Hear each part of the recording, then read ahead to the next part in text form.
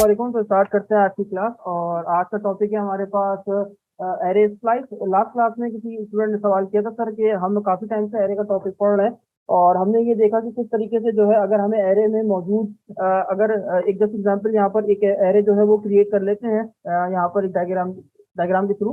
तो मैं इसका एक नाम रख लेता हूँ ARR और ये मेरे पास एक एरे मौजूद है जिसके अंदर 1 2 3 एंड देन 4 ये कुछ वैल्यूज मौजूद हैं।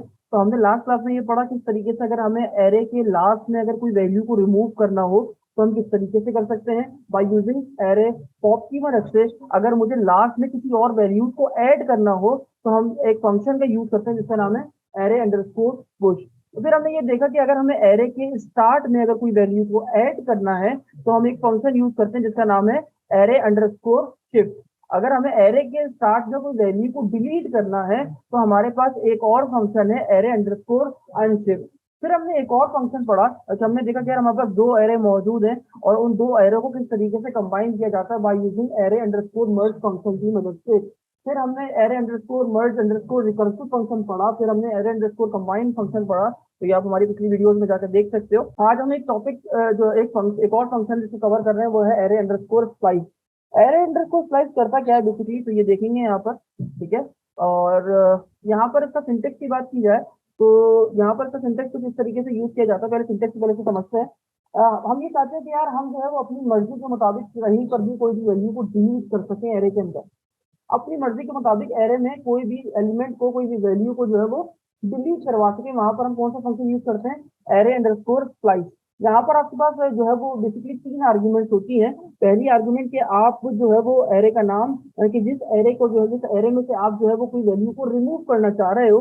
सेकंड वैल्यू आपके पास ऑफसेट, और ये ऑफसेट होता क्या है ये मैं आपको बताऊंगा थोड़ी देर में। और उसके बाद लास्ट वैल्यू आपके पास जो होती है वो होती है लेंथ। क्लियर होगी बात। तो ये है एरे स्प्लाइस का सिंटेक्स। आइए चलते हैं प्रैक्टिकल की तरफ, देखते हैं किस तरीके से इसको जो है वो प्रैक्टिकली यूज किया जाता है। तो आते हैं अपने सी फोल्डर में, यहाँ पर आते हैं XAMPP में और htdocs में और यहाँ पर एक फोल्डर क्रिएट कर लेते हैं। और मैं फोल्डर का नाम रख लेता हूँ यहाँ पर लास्ट एरे। यहाँ पर इसको ओपन कर लेते हैं और ये ओपन करने के बाद यहाँ पर जो है मैं इसको जो है CMD में ओपन कर लेता हूँ कोड डॉट, और ये मेरे पास जो है वो ओपन हो चुका है VS कोड मेरा। यहाँ पर आते हैं और इसको थोड़ा सा जूम कर लेते हैं ताकि आपको क्लियर व्यू दिख सके। और यहाँ पर आने के बाद मैं एक फाइल बना लेता हूँ index.php के नाम से। ये मेरे पास मेरी फाइल जो है वो क्रिएट हो चुकी है, ठीक है। अब क्योंकि आपको पता है जब तक आप जो है वो बॉयलर प्लेट ना बनाओ तब तक आप जो है वो PHP के लिखे हुए कोड को यूटिलाइज नहीं कर सकते। तो less than question mark PHP और उसके बाद ये क्वेश्चन मार्क और ये ग्रेटर देन का सिंबल, ठीक है। फाइल को मैंने कर लिया सेव और उसके बाद जो है मैं यहाँ पर आता हूँ और यहाँ पर आने के बाद जो है वो हम स्टार्ट करते हैं अपने एरे स्लाइड का फंक्शन। यहाँ पर आते हैं जो है वो बेसिक एरे यहाँ पर क्रिएट कर लेते हैं। तो मैं एक एरे बना रहा हूँ आपको। हम लोग काफी टाइम से 2-3 वीडियोस के अंदर जो है वो एरे का टॉपिक जो है मुसलसल पढ़ते आ रहे हैं, जिसमें हमने देखा कि एरे जो है वो हमारे पास एक स्पेशल डेटा टाइप है जो कि मल्टीपल डेटा टाइप का डेटा स्टोर करने के लिए हम यूज करते हैं।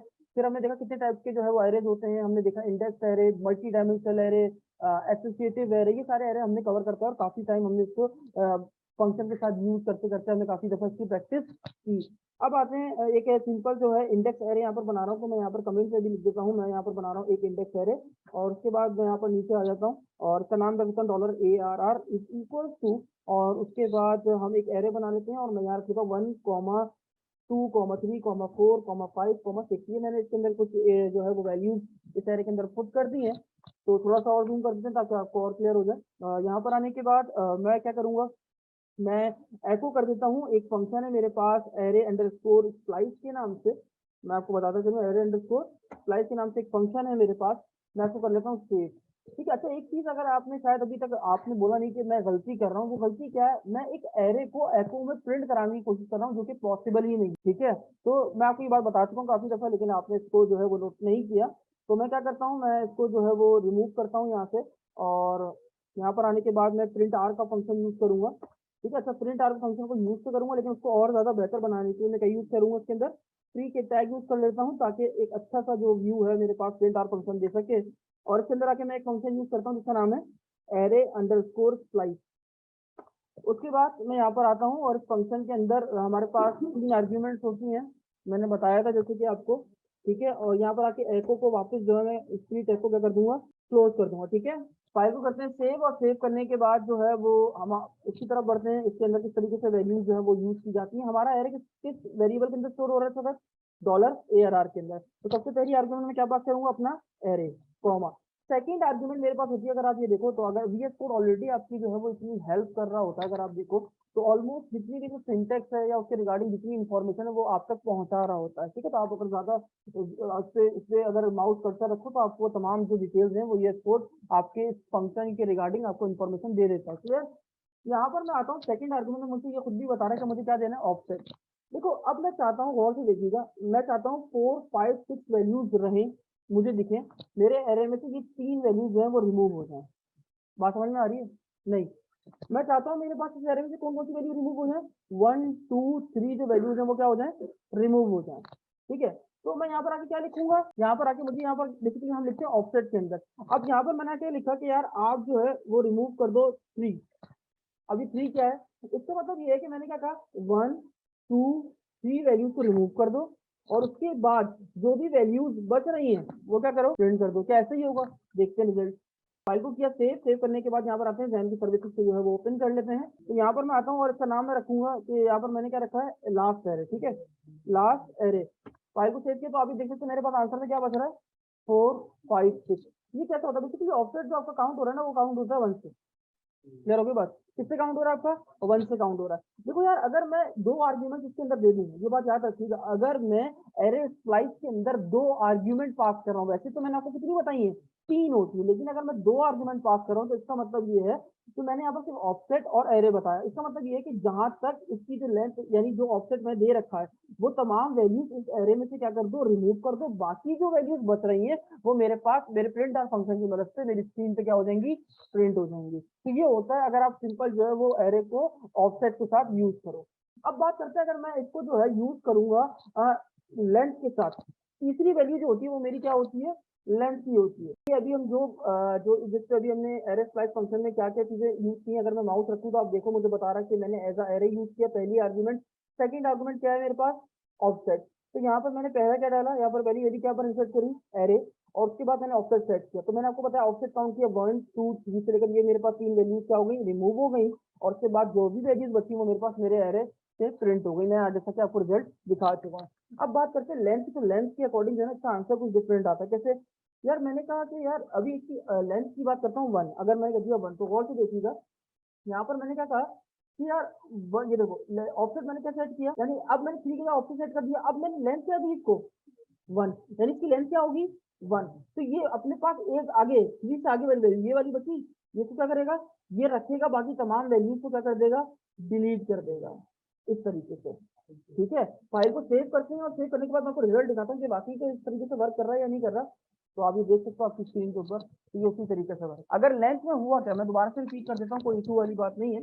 देखो यहाँ पर हुआ क्या, मैंने क्या कहा कि यार मेरे पास एरे का ऑफसेट कितना है? 3। इसका मतलब क्या है? 1, 2, 3।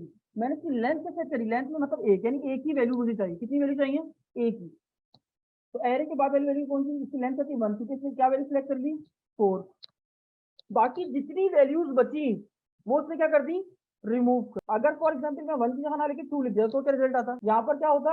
इसने यहाँ पे काउंट करता ऑफसेट को और उसके बाद इन दोनों को सिलेक्ट कर लेता, और उसके अलावा जितनी वैल्यूज अगर बची तो उसको क्या कर देता? वो रिमूव कर देता। यहाँ पर अगर आगे मैं आपको 2 लिख के दिखाऊं तो आप रिजल्ट देखिएगा कुछ और आता है।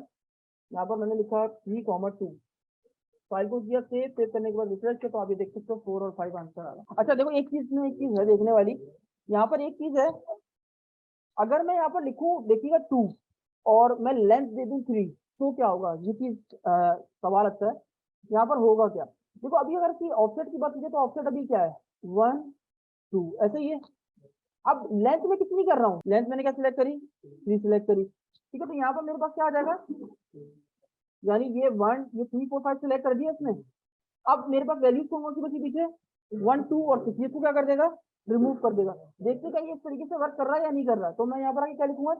2, 3 लिखा हुआ है, सेव किया तो आप ये देख सकते हो। अच्छा एक चीज और भी कंडीशन की बन सकती है, जैसे एग्जाम्पल अगर मैं 1 दे दूं, फॉर एग्जाम्पल 1 दे दूं और मैं इसकी लेंथ दे दूं अगर 3 तो क्या आंसर आता है? 4 आएगा। अगर मैं इसकी लेंथ सेट कर दूं 7 तो क्या होगा? यहाँ पर देखो क्या आ रहा है? 2 3 4 5 6 उसके अलावा इसके पास कोई वैल्यूज मौजूद ही नहीं थी, तो दैट्स व्हाई वो प्रिंट ही नहीं है। क्लियर हो गई बात। यहाँ पर एरे स्लाइस क्या करता है, हम जो है एरे स्लाइस को दो तरीकों से यूज करते हैं। नंबर वन, पहला, अगर मैं सिर्फ ऑफसेट और उसके एरे पास कर दूं तब वो दूसरे तरीके से बिहेव कर रहा था। तब वो कैसे बिहेव कर रहा था कि यार मैंने जितना भी उसका ऑफसेट सेट रखा उसने क्या किया, उस स्टार्ट से लेकर उस ऑफसेट तक उसने तमाम वैल्यू को क्या कर दिया, रिमूव कर दिया। बाकी जो वैल्यूज बची वो मेरी स्क्रीन पे प्रिंट हो रही थी। उसके बाद मैंने क्या किया, अगर लेंथ को भी यहाँ पर यूटिलाइज किया तो उसके बाद क्या करता था, उस ऑफसेट तक आता था और उसके बाद उसकी जो लेंथ थी उतनी वैल्यूज को फिक्स किया, बाकी जितनी वैल्यूज उसको बची उसने क्या कर दिया, उसको रिमूव कर दिया। तो ये है स्लाइस का यूज, और इसको इस तरीके से यूज फंक्शन है हमारे पास जो कि यूज किया जाता है किसी एक खास पर्पज से। तो मैं आपको बताता हूँ, पहले वो पर्पज बताता हूँ।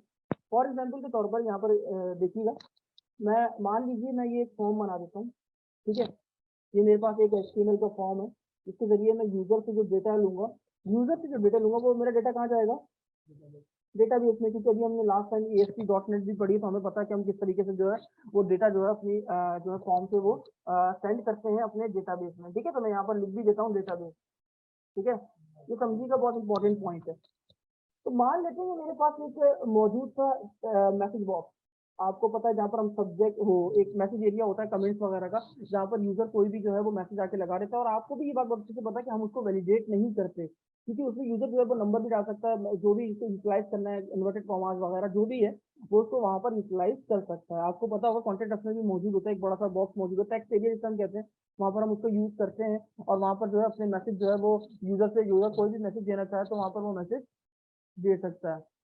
ठीक है, तो फॉर एग्जाम्पल के तौर पर मान लीजिए कि जब यूजर आता है और यूजर आने के बाद जो है, अगर वो उसके अंदर कोई जावा स्क्रिप्ट या कोई ऐसा कोड डाल देता है जिसके जरिए वो आपके डेटाबेस को हैक कर ले, फॉर एग्जाम्पल डाल सकता है ना, कोई इसमें इशू तो नहीं है। यहाँ पर वो आता है और वो यहाँ पर स्क्रिप्ट ऐड कर दे, या जावा स्क्रिप्ट कोई ऐसी स्क्रिप्ट ऐड कर दे जो कि आपके डेटाबेस को नुकसान पहुंचाए। और यहाँ पर आपके पास कोई ऐसी एक टूल्स मौजूद होते हैं, जैसे कि इसमें एक नाम है आपको एसक्यूएल इंजेक्शन। एसक्यूएल इंजेक्शन एक आपके पास ये सारे टूल्स होते हैं हैकिंग करने के लिए, जिसके जरिए आपको डेटाबेस वगैरह को हैक किया जा सकता है।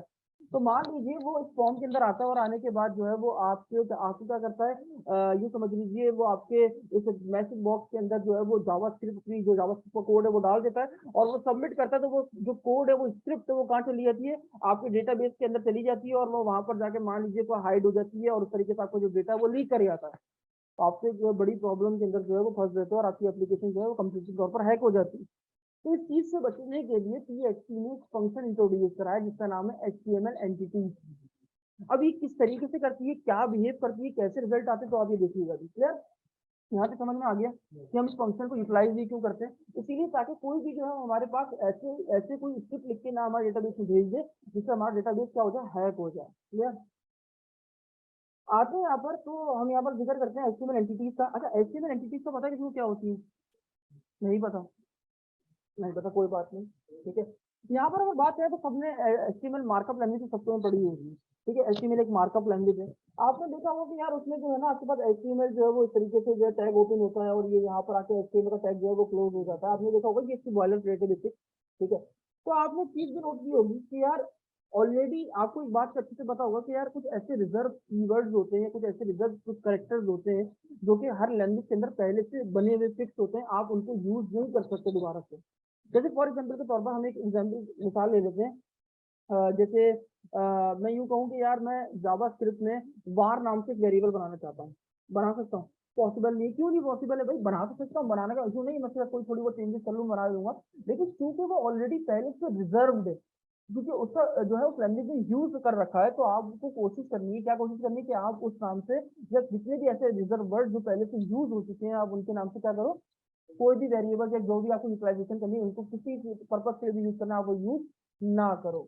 ठीक है, तो यहाँ पर मान लीजिए HTML ने क्या किया, अपने जो कुछ टैग है जैसे लेस देन, ग्रेटर देन, इनको ऑलरेडी अपने टैग के अंदर यूटिलाइज कर रखा है। ठीक है, तो आप अगर HTML के अंदर जो है वो आपको लेस देन, ग्रेटर देन या एंड या फिर इन्वर्टेड कॉमा इनको यूज करने की कोशिश करते हो, तो HTML के बाद वो कहता है कि यार हमारे पास ऑलरेडी रिजर्व चीजें पहले से मौजूद है, हम इसका यूज कर चुके हैं।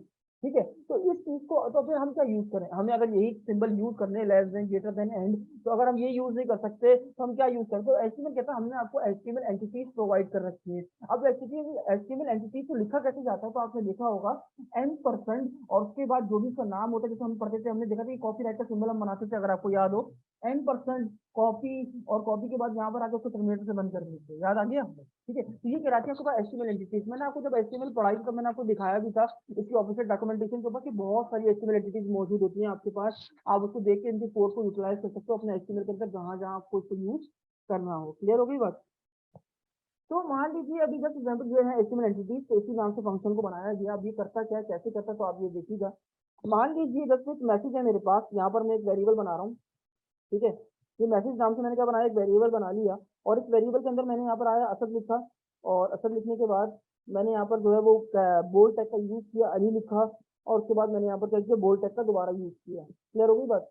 यहाँ पर आता हूँ, एको करता हूँ, बहुत सिंपल सा जो है वो मैं आपको कोड करके दिखा रहा हूँ। यहाँ मैंने लिखा डॉलर और ये लिखा मैसेज, फाइल को सेव किया। सेव करने के बाद मैं ब्राउजर पर आऊंगा, इस पेज को रन करूंगा, तो आप देख सकते हो बिल्कुल वही रिजल्ट जो मैंने वहां पर दिया वो यहाँ पर निकलाइज हो गया। क्लियर। मान लीजिए ये यही सेम कोड जो है वो यूजर ने असद अली जो है वो बी का टैग यूज किया हो अली को लिखने के लिए, और वो उसने जो है आपके फॉर्म में डाला हो, और जब उसे सबमिट किया हो तो वो इसी तरीके से आपके डेटाबेस में जाकर स्टोर होगा। सिंपल सी बात है। ठीक है, तो आप हरगिज ये नहीं चाहोगे कि वो कोई भी किसी किस्म की स्क्रिप्ट या कोई इस तरीके से टैग जो है वो आप तक पहुंचाए आपके डेटाबेस में, कोई हैकिंग टूल जो है, हैकिंग का टूल इस्तेमाल करते हुए आपके डेटाबेस को हैक कर ले। ठीक है, तो आप चाहोगे कि यार कोई ऐसा तरीका इस्तेमाल किया जाए कि जिससे कि जो है ना मेरे पास जो है ना ये कन्वर्ट हो जाए किसी चीज में, जाके मेरा डेटाबेस भी जो है ना वो सेफ रह सके। तो आपको ये जो है अभी एचपी कहती है कि हमने एक ऐसा फंक्शन जो है वो इंट्रोड्यूस करवाया जिसके जरिए आप इस चीज को सॉल्व कर सकते हो। उस फंक्शन का नाम है एचटीएमएल एंटिटीज। मैं आपको दिखा देता हूँ। यहाँ पर अगर मैं लिखता हूँ एचटीएमएल एंटिटीज, ठीक है, ये मेरे पास फंक्शन है, और इसके अंदर मैं पास कर देता हूँ ये वाला मैसेज। तो आप देखिए इसको यूज करने से होता क्या है, याद रखिएगा इसको यूज करने से फायदा आपको देखिए क्या होगा। ये जितनी भी एचटीएमएल, ये जो आपको लेस देन और ग्रेटर देन के सिंबल दिख रहे हैं ना, ये इसको कन्वर्ट कर देगा एचटीएमएल एंटिटी के अंदर। मतलब लेस देन का कोड होता है, अगर बात की जाए लेस देन के कोड की एचटीएमएल एंटिटी में, तो ये होता है m%lt, सही। ग्रेटर देन होता है m%gt। ठीक है, ये होते हैं एचटीएमएल एंटिटीज। तो ये इसको इसमें कन्वर्ट कर, जब ये इसको इसमें कन्वर्ट कर देगा तो आपको खतरा ही नहीं रहेगा कि आपके पास कोई स्क्रिप्ट जाके जो भी टैग दिए गए वो आपके जो है डेटाबेस में जाके रन हो सके। फाइल को कर दिया सेव, और सेव करने के बाद जैसे मैं इसको रिफ्रेश करता हूँ, ये देखो इस बार अली जो है वो आपको डायरेक्टली प्रिंट हो गया। अब मैं आपको रिजल्ट भी दिखाता हूँ कि एलटी और जीटी वाकई देता या नहीं देता। तो कंट्रोल यू करके आप यहाँ देख सकते हो, इसमें पूरे के पूरे टैग को ही कन्वर्ट करके रख दिया। क्लियर होगी बात। तो इस तरीके से आप सेफली, अगर वो कोई इस तरीके से टैग डाल भी देता है और आपने डेटाबेस में भेज भी देते हो, तो इस तरीके से कन्वर्ट होकर चला जाएगा और आपके डेटाबेस को कोई नुकसान भी नहीं पहुंचेगा। क्लियर होगी बात। ये तो था कि एचटीएमएल एंटिटी के अंदर पहली आर्गुमेंट है। अच्छा अच्छा ये होती है, आप ये कहलाता है स्ट्रिंग, यानी आप क्या स्ट्रिंग भेज रहे हो। सेकंड आर्गुमेंट इसकी होती है फ्लैग। अब तीन किस्म के फ्लैग्स होते हैं इसके अंदर, तीन किस्म के। बाय डिफॉल्ट जो फ्लैग चल रहा है वो है E N T underscore compact. कौन सा चल रहा है मैं लिख देता हूँ यहाँ पर, वैसे बाय डिफॉल्ट चल रहा है वो E N T underscore compact. अच्छा ये सिंटेक्स इस तरीके से दिख रहा है कि जैसा लग रहा है चल ही नहीं रहा। ठीक है, फाइल को करते हैं सेव। सेव करने के बाद जो है वो रिफ्रेश करते हैं, और यहाँ पर आते हैं, और यहाँ पर आने के बाद इसको रिफ्रेश किया, अभी भी एरर क्या कह रहा है इसमें, इसको किस तरीके से लिखा है इसमें देख लेते हैं। यहाँ पर E N T underscore compact capital में लिखा है। फाइल को किया सेव। सेव करने के बाद रिफ्रेश करते हैं, तो आप ये देख सकते हो यहाँ पर बाय डिफॉल्ट वही रिजल्ट आएगा जो ना लगाने देता है, क्योंकि बाय डिफॉल्ट वैल्यू जो उसका फ्लैग होता है वो क्या होता है, कॉम्पैक्ट ही होता है। कंट्रोल यू कर लेते हैं, तो ये देखो तब भी आपके पास सेम आंसर आ रहा है। ठीक है, यहाँ तक कोई इशू है किसी को, नहीं है। यार एक और सवाल, अगर मान लीजिए अभी ये मैंने मैसेज बनाया, इसको मैं कर रहा हूँ क्लोज। ठीक है, यहाँ पर आता हूँ, यहाँ पर दोबारा आके मैसेज लिखता हूँ, और इस बार मैं क्या पास करूंगा देखिएगा। इस बार मैं यहाँ पर पास कर देता हूँ, मान लीजिए कोई एक एंकर टैग बना लेते हैं, कोई भी एक एंकर टैग मैंने बना लिया, ये एंकर टैग मैंने क्लोज कर दिया। यहाँ पर आते हैं एच रेफरेंस पास कर देते हैं, यानी रेफरेंस कि आपको पता है एंकर टैग हम यूज करते हैं किस लिए, एक लिंक से एक पेज से दूसरे पेज को जाने के लिए। तो यहाँ पर मैं आता हूँ इजी टू, और मैंने सिंगल इन्वर्टेड कॉमास लिखा। यहाँ पर आते हैं हम कोई भी साइट खोल लेते हैं, जैसे मान लीजिए मीडिया फायर है, इसको कॉपी कर दिया लिंक को, और यहाँ पर मैंने कर दिया पेस्ट। सिंपल हो गई बात। अब मैं यही कोड देखिएगा दोबारा से इसको जो है वो एचटीएमएल एंटिटी में कन्वर्ट कर रहा हूँ, तो आप देखिए कुछ रिजल्ट डिफरेंट आएंगे।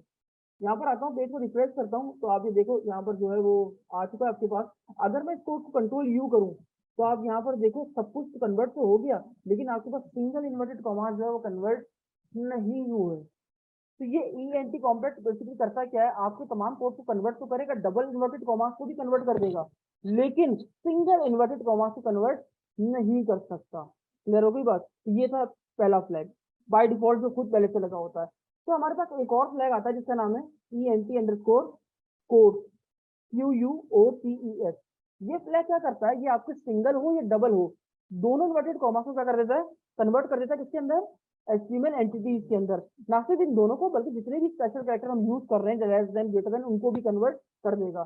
फाइल को सेव किया, पेज को आपने रिफ्रेश किया, कंट्रोल यू कर लेते हैं, तो अब आप ये देखो ये आपके सिंगल इन्वर्टेड कॉमास भी जो है वो कन्वर्ट हो चुके हैं। क्लियर होगी बात? तो अब जो डेटाबेस में कोड जाएगा वो आपका इस तरीके से जा रहा होगा जो कि आपके डेटाबेस के ऊपर कोई असर नहीं पड़ेगा।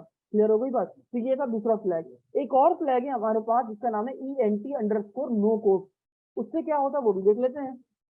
ENT_नो_कोड, फाइल को सेव किया, सेव करने के बाद दोबारा से आते हैं, इसको रिफ्रेश करते हैं, कंट्रोल यू किया, तो ये क्या करेगा, सब चीजों को कन्वर्ट कर देगा, लेकिन सिंगल और डबल इन्वर्टेड कॉमा को कन्वर्ट नहीं करेगा। ठीक है, तो ये तीन फ्लैग थे, तीनों मैंने आपको बता दिया। ENT_कॉम्पैक्ट अगर आप यूज करते हो तो वो क्या करता है, वो सब कुछ कन्वर्ट करता है, डबल को कन्वर्ट करता है, लेकिन सिंगल को कन्वर्ट नहीं कर सकता। फिर अगर मैं बात करूं ENT_कोड की, तो वो तमाम जो है कोटेड जितने भी सिंगल हो डबल हो उनको कन्वर्ट कर देता है, और बाकी जितने लेस देन ग्रेटर देन आ रहा है उनको भी कन्वर्ट कर देता है। फिर अगर मैं बात करूं आपके पास ENT_नो_कोड की, तो वो क्या करता है, वो जो है आपके पास नहीं सिंगल नहीं डबल किसी इन्वर्टेड कॉमा से कोड नहीं करता, बाकी सब चीजों को HTML एंटिटी में कन्वर्ट कर देता है। क्लियर हो गई बात यहाँ तक? इसी तरीके से अगर देखा जाए तो एक और फंक्शन है सेम एज इट इज बिल्कुल उसी तरीके से वर्क करता है जिसका नाम है HTML स्पेशल कैरेक्टर। यहाँ पर अगर मैं इसको रिमूव करूँ, ये लिखूँ HTML स्पेशल कैरेक्टर, तो आप देखिएगा बिल्कुल उसी तरीके से यहाँ पर ये वर्क करेगा। क्लियर हो गई बात? यहाँ पर आता हूँ, पेज को रिफ्रेश करो तो देखिए तब भी यही काम करेगा। अच्छा याद रखिए इसका सिंटेक्स भी बिल्कुल वही है जो उसी का, इसमें भी तीन ही फ्लैग यूज होते हैं जो HTML एंटिटीज में यूज होते हैं। क्लियर हो गई बात? यहाँ पर आगे अगर मैं पेज को रिफ्रेश करूँ और कंट्रोल यू करूँ तो आप देखते तो तब भी सेम ही रिजल्ट आ रहा है, कोई डिफरेंट रिजल्ट आपको देखने को नहीं मिलेगा। ठीक है, अभी मेरे पास एक और फंक्शन भी मौजूद है, यहाँ पर इसका नाम है, मैं दोबारा आपको दिखाऊँ, इसको एको करूँ और यहाँ पर पेस्ट करूँ, इसका एक और फंक्शन इसका नाम है HTML_स्पेशल कैरेक्टर डिकोड। ये क्या करेगा आप देखिएगा, ये बड़ा जबरदस्त फंक्शन है। डिकोड मतलब क्या है, अभी तो इसने क्या कर दिया, इसको वो जो है आपके पास स्पेशल कैरेक्टर में HTML एंटिटी में कन्वर्ट कर दिया। मैं चाहता हूँ वापस ही वैसी दिखे, तो उसके लिए मैं क्या यूज करूंगा, HTML characters dot decode. File को किया सेव और पेज पे आकर रिफ्रेश कर देते हैं, यहाँ पर कोई वैल्यू नहीं है, अच्छा सॉरी, तो यहाँ पर देखो बेसिकली अगर आप देखो ना, यहाँ पर कोई वो भी नहीं लगा हुआ है, नाम भी नहीं लिखा हुआ है, तो लिख देते हैं हाय क्लिक मी, यहाँ पर कभी कुछ नहीं दिख रहा था आपको स्क्रीन पे, ये देखो अब लिंक बनकर आ गया। देखो डी कोड पहले इस तरीके से कन्वर्ट कर दिया मैंने HTML एंटिटी की मदद से, कंट्रोल यू करके दिखा देता हूँ, ये देखो ये सारा कोड वैसे कन्वर्ट होकर दिख रहा है। लेकिन ये वाला अगर आप देखो, ये जो मैंने दोबारा से डी कोड किया उसको, तो देखो बिल्कुल वैसा जैसा दिखना चाहिए था वैसे ही दिख रहा है। क्लियर हो गई बात आपके पास? क्लियर है? तो अगर मैं यहाँ पर आकर बटन के ऊपर क्लिक करूँ तो आप ये देखना ये इस लिंक के ऊपर मुझे लेके जाएगा। क्लियर है सबको? ठीक है, तो ये है आपके पास कौन सा, एक था आपके पास HTML स्पेशल कैरेक्टर जो कि बिल्कुल कैसे वर्क करता है जैसे आपके पास HTML एंटिटीज वर्क करता है। फिर अगर आप चाहते हो कि यार आपने जो काम कर दिया उसको डीकोड कर दो, वापस से पहले ऐसा कर दो, तो आप उसके लिए कौन सा फंक्शन यूज करोगे, HTML special character underscore decode. अच्छा एक चीज मैं और आपको बताते चलूँ, यहाँ पर हम बात करें HTML एंटिटी की तो वो तो बहुत सारी होती है, बहुत सारे स्पेशल कैरेक्टर्स होते हैं, तो क्या सारे सपोर्ट करता है ये नहीं, ये सिर्फ और सिर्फ चंद सपोर्ट करता है, 4 या 5, देखिए उससे ही इतना सपोर्ट मिल जाती है तो वो ऑलमोस्ट आपका डेटाबेस हैक होने से बचा लेगा। अब वो कौन से ऐसे हैं जिनको ये यूज करता है, तो मैं आपको यहाँ पर बताता चलूँ। एक है आपके पास एंड, जिसको आप HTML एंटिटी में लिखते हो ऐसे तरीके से, ऐसे लिखते हो आप %AMP इस तरीके से। एक होता है आपके पास सिंगल कोट या डबल कोट, इसको आप यूज करते हो कैसे, यहाँ पर क्या लिखोगे, यहाँ पर आपके पास आ जाएगा $QUOT कोड। एक होता है आपके पास लेस देन, ठीक है, ये तीन चार ही यूज करता है, तो इसे लिखते हैं $LT। एक होता है आपके पास ग्रेटर देन, ये आपके पास एक स्पेशल कैरेक्टर है, और यहाँ पर आ जाएगा $GT। तो ये कुछ फंक्शन है HTML एंटिटी के जो ये यूज करता है। मैं आपको ये जो है वो दिखा भी देता हूँ, ये वाकई इस तरीके से यही फंक्शन यूज करता है या नहीं। मैं इसको कर रहा हूँ बंद, समझ में आ गया होगा आप लोगों को। मैं यहाँ पर आता हूँ और यहाँ पर आने के बाद मैं एक फंक्शन है मेरे पास, एक फंक्शन सही है जिसका नाम है get_HTML ट्रांसलेशन टेबल। इसके अंदर मैं एक फंक्शन पास करूंगा, देखिएगा। अच्छा ये जो आपके पास फंक्शन है ना, ये रिटर्न करता है एक एरे। क्या रिटर्न करता है? जी हाँ, क्या रिटर्न करता है? एक एरे। और आप एरे को कभी भी एको से प्रिंट करवा ही नहीं सकते। तो जब प्रिंट नहीं करवा सकते तो आप किसमें प्रिंट करवाओगे? प्रिंट आर फंक्शन के अंदर। तो मैंने क्या किया, प्रिंट आर फंक्शन बनाया, इसके अंदर इसको पास कर दिया। अब यहाँ पर हमने क्या चेक करना है कि एचटीएमएल के स्पेशल कैरेक्टर कौन कौन से हैं जो पीएचपी यूज करता है। मैं लिखूंगा कैपिटल में HTML underscore special special special. यहाँ पर हिंट नहीं आ रही बिल्कुल भी, ठीक है। फाइल को सेव किया, पेज को आके रिफ्रेश किया, यहाँ पर आते हैं, यहाँ पर देखो आप रिजल्ट, ये देखो। मैं आपको एक काम करता हूँ, उसको और अच्छा बेहतर व्यू में दिखाता हूँ। तो उसके लिए क्या यूज करते हैं? ट्री का टैग एको, यहाँ लिखेंगे ट्री, ये बंद कर दिया, ये इसको क्लोज कर देंगे नीचे आके, ये क्लोजिंग इसका टैग बना दिया, फाइल को सेव कर दिया, पेज को रिफ्रेश कर दिया। तो आप ये देख सकते हैं ये तमाम चीजें जो है, ये तमाम स्पेशल कैरेक्टर जो है वो पीएचपी खुद यूज करता है। तो मैंने जो आपको बताया वही आपके पास यहाँ पर मौजूद है। क्लियर हो गई बात? तो ये था एचटीएमएल एंटिटी का टॉपिक जो कि आपको समझ में आ गया वो। क्लियर है सबको? ठीक है। अच्छा, उसके बाद हमारे पास एक इसकी एग्जांपल अगर मैं आपको बताता चलूं। जी, तो ये था हमारे पास HTML get HTML transaction table, जिसकी मदद से हम क्या कर सकते हैं, वो तमाम स्पेशल कैरेक्टर्स जो पीएचपी में यूज हो रहे होते हैं, तो वो हम देख सकते हैं कि हमारे पास कितने एचटीएमएल स्पेशल कैरेक्टर यहाँ पर यूज हो रहा है। किसकी मदद से? एचटीएमएल स्पेशल कैरेक्टर की मदद से। ये एक फंक्शन है जो कि पहले से बनाया हुआ रखा हुआ है, ठीक है। अच्छा, याद रखिएगा ये जो गेट एचटीएमएल ट्रांजेक्शन टेबल है, ये रिटर्न करता है एक पूरा का पूरा एरे, और एरे को प्रिंट करने के लिए जरूरत पड़ती है प्रिंट आर फंक्शन की। क्लियर हो गई बात? इसलिए हमने यहाँ पर प्रिंट आर को यूज किया। अब इसको एक प्रोग्राम बना लेते हैं एचटीएमएल एंटिटीज पे, ताकि और अच्छी प्रैक्टिस हो जाए। उससे पहले मैं आपको एक चीज और सिखाऊंगा। मेरे पास यहाँ पर एक फंक्शन है फाइल के नाम से, ठीक है। अच्छा, ये फंक्शन क्या करता है, थोड़ा सा ध्यान दीजिएगा, इंपॉर्टेंट है, आपके आगे काम आएगा प्रोफेशनलिज्म में, जब आप आगे यूटिलाइज हो काम आएगा। देखो यार, आपसे कोई कहे कि यार फाइल का, ये किसी नोटपैड की फाइल का, ये पीएचपी फाइल का डेटा रीड करके दिखाओ, तो ये फंक्शन आपकी इसमें हेल्प करेगा। यानी अगर आपको किसी फाइल में से डेटा को रीड करना है तो ये फंक्शन आपकी इसमें हेल्प करेगा। क्लियर होगी बात? अच्छा, हेल्प तो करेगा, लेकिन जो आंसर होगा, मान लीजिए इस नोटपैड की फाइल में बहुत कुछ मौजूद है, तो जो आंसर होगा वो ये रिटर्न करेगा एरे के अंदर। किसके अंदर? एरे। लेकिन सोचने वाली बात ये है कि यार एरे में रिटर्न तो कर देगा, लेकिन उसको ये कैसे पता होगा किसको 0 इंडेक्स पे रखूं, किसको 1 इंडेक्स पे रखूं, किसको 3 पे रखूं, किसको 4 पे रखूं? उस फाइल में तो बहुत कुछ मौजूद हो सकता है।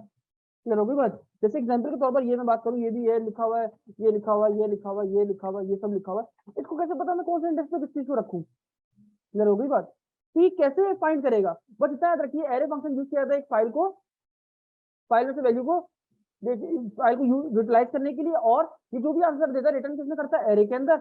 अच्छा, ये पहचान कैसे करता है कि एक वैल्यू दूसरी वैल्यू से अलग है, यानी एक इंडेक्स दूसरे इंडेक्स से अलग है? ये याद रखिएगा, अगर आप कोई लाइन लिख के एंटर मार देते हो, नेक्स्ट लाइन पे आ जाते हो, तो ये समझ लेता है, क्या समझ लेता है कि ये दूसरे इंडेक्स नंबर के ऊपर ये वैल्यू मौजूद है। यानी नेक्स्ट लाइन वाले पे जो भी वैल्यू लिखी होगी वो एक अलग इंडेक्स के नंबर के ऊपर लिखी गई होगी। क्लियर हो गई बात? यानी नेक्स्ट लाइन पे जो भी वैल्यू लिखी गई होगी वो एक अलग इंडेक्स नंबर पे काउंट हो रही होगी।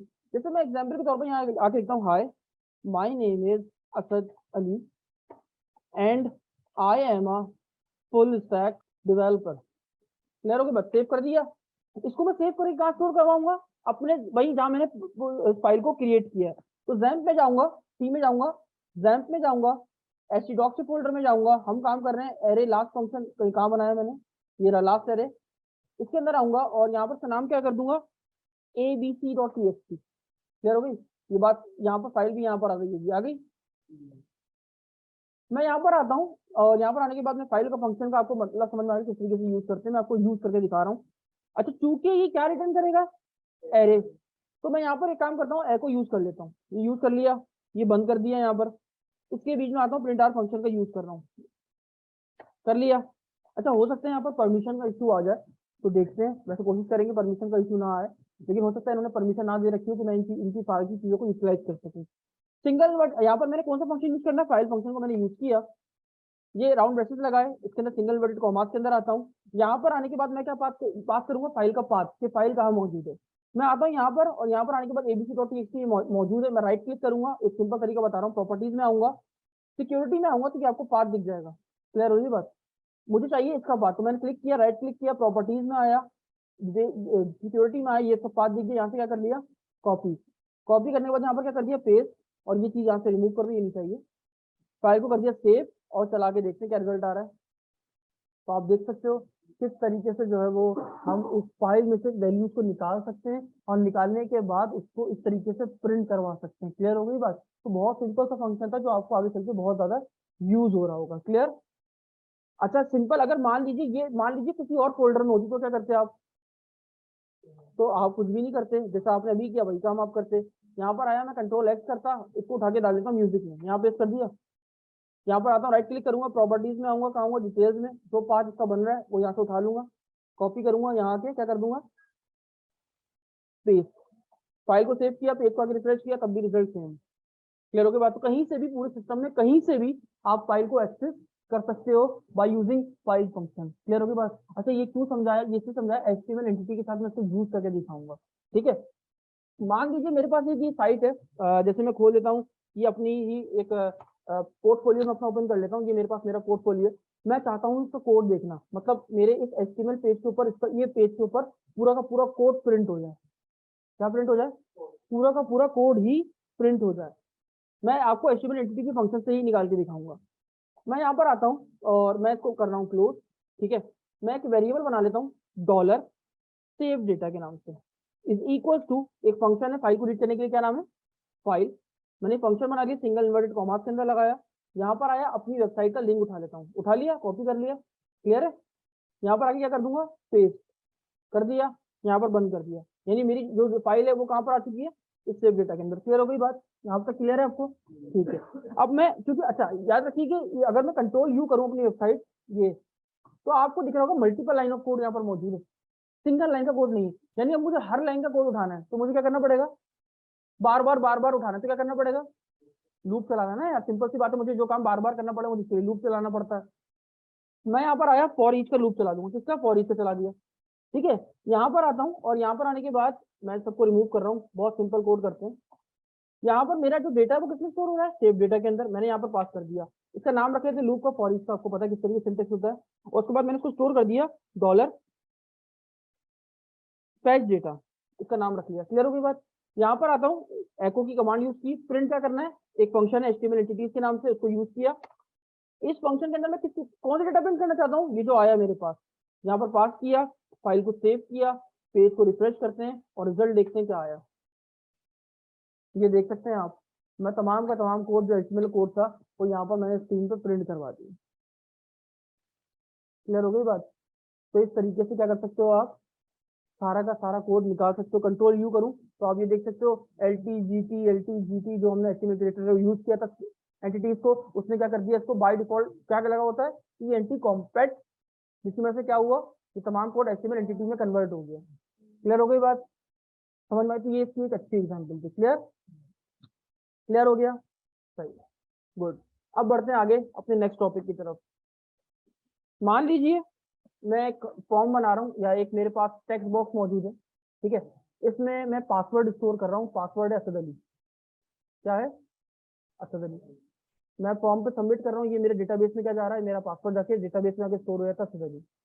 मैं चाहता ही नहीं मेरा पासवर्ड जिस तरीके से आपको दिख रहा है उस तरीके से डेटाबेस में जाके स्टोर हो सके। क्लियर हो गई बात? मैं चाहता हूँ ये क्या हो जाए, इंक्रिप्ट हो जाए। पासवर्ड को क्या करना चाहता हूँ, इंक्रिप्ट करके भेजना चाहता हूँ। तो मेरे पास एक फंक्शन यूज होता है जिसका नाम है MD5। अब ये MD5 है क्या, तो MD5 आपके पास एक, लिख लेता हूं यहाँ पर, मैसेज डाइजेस्ट एल्गोरिथम है, जो कि क्या करता है, आपके कोड को कन्वर्ट करता है बाइनरी के अंदर और हेक्साडेसिमल के अंदर। देखिए थोड़ी सी प्रॉब्लम है यहाँ पर, समझिए। मान लीजिए मैंने यहाँ पर एक वेरिएबल बनाया डॉलर पासवर्ड के नाम से, ठीक है, इज इक्वल टू, यहाँ पर आता हूँ और मैं पासवर्ड बनाता हूँ असद अली। अच्छा मैंने आपको एक चीज बताई थी, अगर आपको याद हो, मैंने आपको बताया था कि यार आप जो भी कुछ लिखते हो कीबोर्ड पे, कीबोर्ड को नहीं पता ए क्या है, बी क्या है, सी क्या है, डी क्या है, इसको, इसके पीछे क्या मौजूद होता है आपके पास, आस्की कैरेक्टर्स, इसके पीछे आस्की कोड्स होते हैं, हर वर्ड के कोड्स पीछे जो है ना स्टोर हुए होते हैं। ठीक है, तो हम क्या कर रहे हैं, हम एक आस्की कोड को कन्वर्ट करना चाहते हैं बाइनरी के अंदर।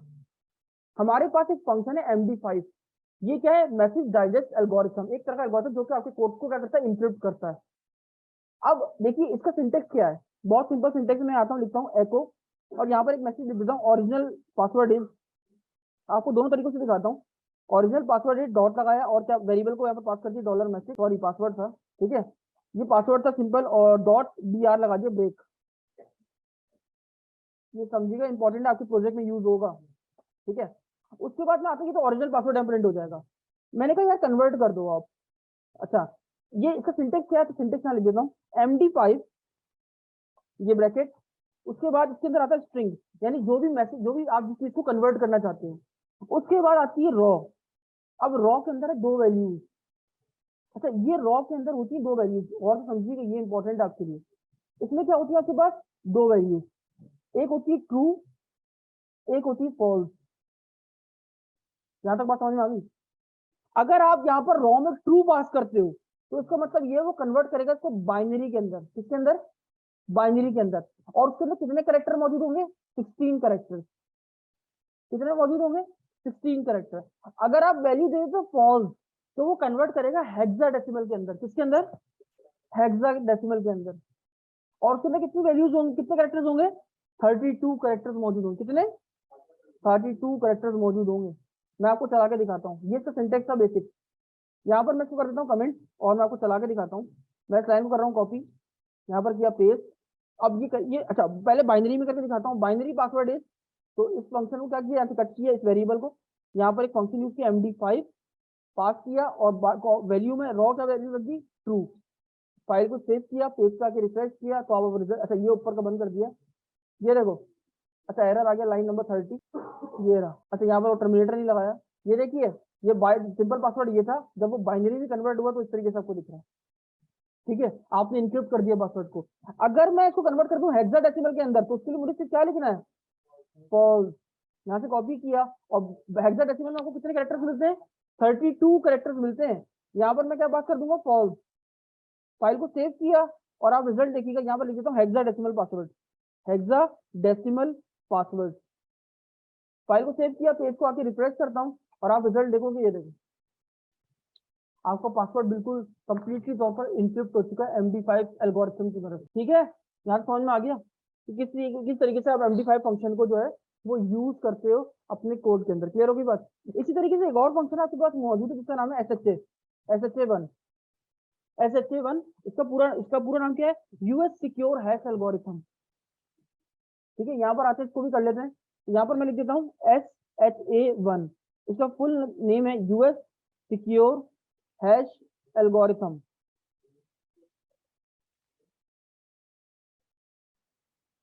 अब बात करें SHA1 एल्गोरिथम की, तो ये भी बिल्कुल ऐसे ही वर्क करता है, आपके पास पासवर्ड को आपके इंक्रिप्ट करता है, ठीक है। तो ये कैसे यूज करते हैं इसको भी देख लेते हैं। अच्छा, इसमें भी सेम वही सिंटेक्स है जो यहाँ पर यूज होता है, ठीक है। मैं कॉपी कर लेता हूँ, मैं सेम यही पासवर्ड को यूज करूंगा, ठीक है। अब इनमें फर्क क्या है गौर से देखिएगा। अगर इसकी वैल्यू, अब इसको पहले वाले को रिमूव कर देते हैं। अगर इसकी वैल्यू मान लीजिए, यहाँ पर मैं इसको बता देता हूँ आपको, अगर इसकी वैल्यू ट्रू हो जाए SHA1 के अंदर, तो SHA1 के अंदर अगर अच्छी वैल्यू ट्रू हो जाए तो ये बाइनरी में कन्वर्ट करता है, और कितने कैरेक्टर में? 20 कैरेक्टर्स के अंदर ये बाइनरी में कन्वर्ट करेगा, लेकिन 20 कैरेक्टर्स के अंदर। लेकिन अगर इसकी वैल्यू फॉल्स हो जाए तो ये रिटर्न करता है 40 कैरेक्टर्स और हेक्साडेसिमल के अंदर। क्लियर होगी बात। वहां पर MD5 क्या कर रहा था? ट्रू होता तो 16 कैरेक्टर्स विद बाइनरी फॉर्मेट, और अगर फॉल्स हो रहा था तो 32 कैरेक्टर्स हेक्साडेसिमल फॉर्मेट। SHA1 क्या कर रहा है? ट्रू है तो 20 कैरेक्टर्स बाइनरी फॉर्मेट, और अगर फॉल्स है तो 40 कैरेक्टर्स हेक्साडेसिमल फॉर्मेट। क्लियर होगी बात। तो अब इसको प्रैक्टिकली चेक कर लेते हैं। यहाँ पर आते हैं MD5 को उठा के क्या लिखना है? SHA1 सेम यही लिखूंगा, और आपको यहाँ पर एक एको में लिख भी देता हूँ, क्या लिखूँ यहाँ पर? SHA1 algorithm dot br। File को किया सेव, पेज को आके रिफ्रेश करते हैं, ये देखो, ये देख लो पासवर्ड। क्लियर हो गई बात। तो ये क्या है? 40 characters based hexadecimal algorithm. Clear हो गई बात। तो ये है, आप इस तरीके से अपने पासवर्ड को क्या कर सकते हो? इनक्रिप्ट कर सकते हो। क्लियर हो गई बात। अब देखिएगा, मैं एक चीज आपको इसमें एग्जाम्पल आ गई है तो लगे यार एग्जाम्पल कर लेते हैं।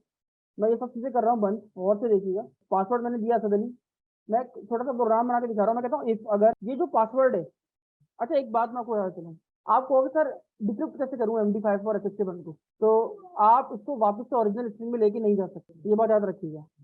आप इसको ओरिजिनल स्ट्रिंग में वापस लेके नहीं जा सकते। जो आपने कन्वर्ट किया इस पासवर्ड को बाइनरी हेक्साडेसिमल के अंदर या इसके अंदर, आप इसको वापस से डीकोड करके स्ट्रिंग में लेके नहीं जा सकते। इसने कन्वर्ट करके तो आपको आंसर दे दिया इसमें, लेकिन आप जो समझ रहे हो कि यार मैं इससे वापस उसमें चला जाऊं, तो आप इसमें नहीं जा सकते, वापस स्ट्रिंग के अंदर नहीं जा सकते। क्यों ऐसा क्यों? Because of security reason.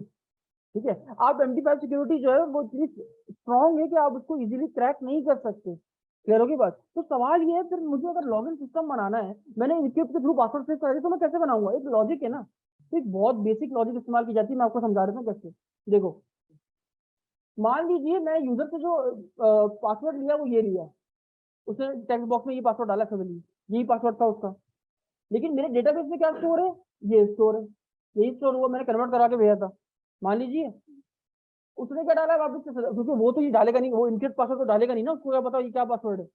उसने क्या डाला सडनली, मैं यहाँ पर आऊंगा, दोबारा से MD5 फंक्शन यूज करूंगा, और जो वैल्यू उसने दिया है वो आगे किसी वेरिएबल में स्टोर हो रही होगी, मैं उस वेरिएबल को यहाँ पर पास कर दूंगा। मैं यानी इस पासवर्ड को क्या दोबारा से क्या कर दूंगा? इनक्रिप्ट करूंगा, और ये किस फॉर्म में कन्वर्ट हो जाएगा? इस शक्ल में वापस। और मैं ये कहूंगा कॉपी, अगर वो बराबर है इज इक्वल टू डेटाबेस के पासवर्ड के। बात समझ में आई? ये मैंने यूजर से लिया और यूजर से पासवर्ड को लेने के बाद कन्वर्ट कर दिया किसमें? वापस से इनक्रिप्ट में। अगर ये इनक्रिप्ट बराबर है इस इनक्रिप्ट के, पासवर्ड मैच हो गया।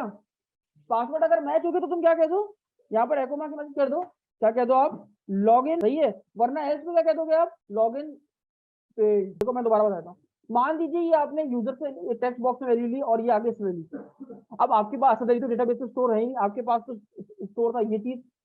क्लियर हो गई बात? इनक्रिप्ट होके जा चुका था, तो भाई हमारे पास तो कोई ऐसा कोई तरीका नहीं वापस से हम उसको स्ट्रिंग में कन्वर्ट करें, तो हम एक सिंपल तरीका इख्तियार करते हैं। क्या? मैंने कहा जो भी पासवर्ड मिला उसको वापस से मैंने किसमें कन्वर्ट कर दिया? MD5 के अंदर। अब मैंने इसको मैच कराया किस पासवर्ड से? जो डेटाबेस में स्टोर था। अगर वो दोनों सेम हो गए तो क्या कर दो? लॉगिन कर दो, वरना ना करो। तो अभी यहाँ पर सेम हो चुके हैं, तो क्या आंसर आएगा? अभी ऐसा चलिएगा, लॉगिन पासवर्ड यही था ना, क्रैक होकर जो आया था एग्जाम में, ये देखो क्या आ गया, लॉगिन सक्सेसफुल।